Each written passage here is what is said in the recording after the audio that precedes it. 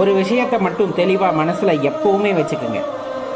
வாழ்க்கையில் எல்லாமே முடிஞ்சிருச்சு, தோல்வி மட்டும்தான் இருக்குது, இனி என்னை காப்பாற்ற யாரும் இல்லை, என் கூட யாரும் இல்லை அப்படிங்கிற ஒரு எண்ணம் வந்துருச்சு, வாழ்க்கையோட விரக்தி நிலைக்கு நீங்கள் சென்றுட்டீங்க அப்படின்னு ஒரு சூழ்நிலை வரும்போதும் கூட எந்த இடத்துல எந்த தருணத்தில் அப்படி ஒரு எண்ணம் வருகிறதோ அந்த இடத்திலே அப்படியே அமர்ந்து விடுங்கள். ஒரு நிமிடம் கண்ணை மூடிக்கொண்டு எம்பெருமான் ஈசனை மனதில் நிறுத்தி தியானித்து பாருங்கள்.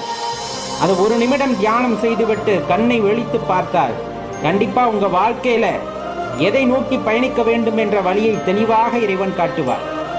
அந்த வழியிலே நீங்கள் பயணிக்கும் போது கிடைக்கின்ற வெற்றியை இந்த உலகத்தில் யாராலும் தடுக்க முடியாது அப்படிங்கிறத தெளிவாக தெரிந்து வைத்துக் கொள்ளுங்கள்.